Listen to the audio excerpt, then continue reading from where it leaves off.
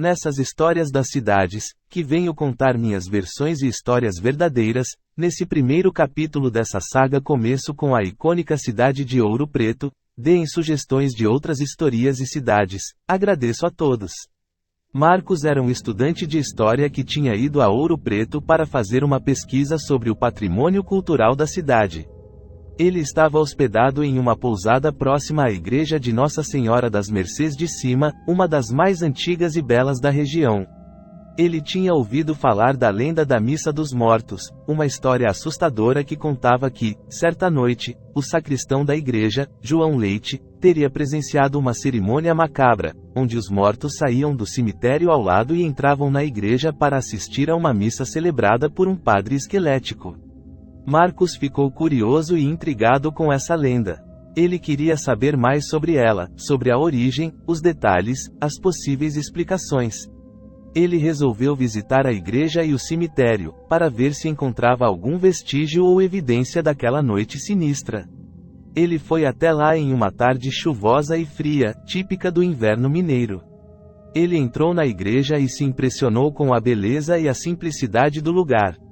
Ele viu os altares, os lustres, as imagens sacras, tudo bem conservado e limpo. Ele se aproximou do altar-mor e viu uma placa que dizia: "Aqui jaz João Leite, sacristão desta igreja por mais de 50 anos.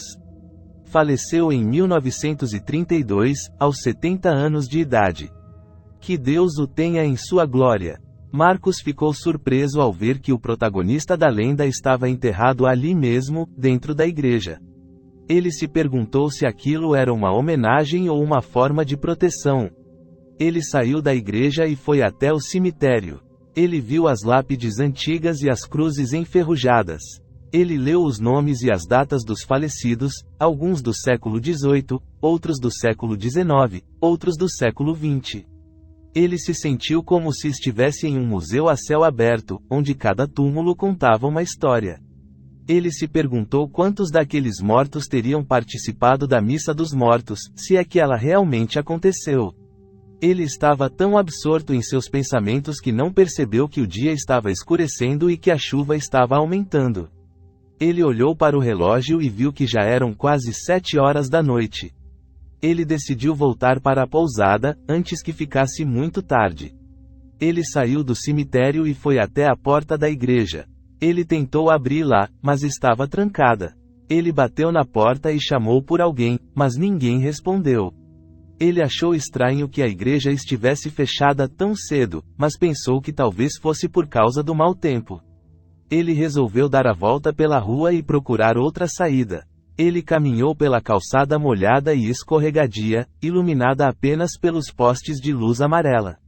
Ele passou por algumas casas antigas e fechadas, algumas lojas vazias e silenciosas, algumas ruínas históricas e abandonadas.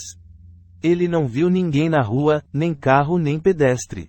Ele se sentiu sozinho e desamparado naquela cidade fantasma. Ele chegou ao outro lado da igreja e viu outra porta. Era a porta lateral que dava para o corredor que levava à sacristia. Ele tentou abri-la, mas também estava trancada. Ele bateu na porta e chamou por alguém, mas novamente ninguém respondeu. Ele começou a ficar nervoso e impaciente. Ele pensou em arrombar a porta ou em procurar uma janela aberta, mas desistiu por medo de ser acusado de invasão ou vandalismo. Ele olhou para o relógio e viu que já eram quase 8 horas da noite. Ele se perguntou como iria sair dali, como iria voltar para a pousada, como iria explicar o seu atraso. Ele se sentiu preso e angustiado naquela situação. Ele ouviu um som vindo de dentro da igreja.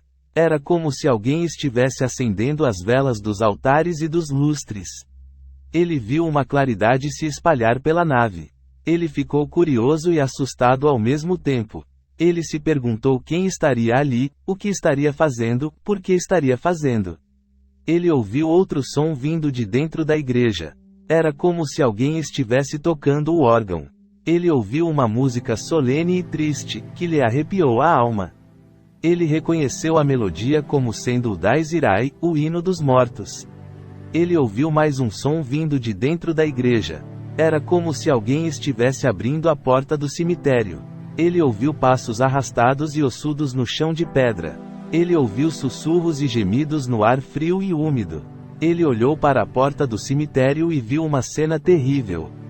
Ele viu os mortos saírem dos túmulos e entrarem na igreja.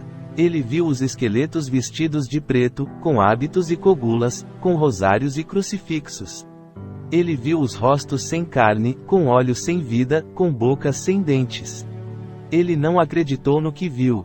Ele pensou que estava sonhando, que estava delirando, que estava enlouquecendo. Ele quis gritar, mas não conseguiu. Ele quis correr, mas não pôde. Ele ficou paralisado de horror. Ele viu os mortos entrarem na igreja e se acomodarem nos bancos. Ele viu um padre esquelético sair da sacristia e subir ao altar-mor. Ele viu o padre começar a celebrar a missa dos mortos. Ele ouviu os mortos cantarem o Kyrie eleison, o Glória in excelsis Deo, o Credo in unum Deum. Ele sentiu os mortos olharem para ele, com um olhar de reprovação, de acusação, de condenação. Ele soube que os mortos queriam ele. Ele soube que ele era o próximo. Fim.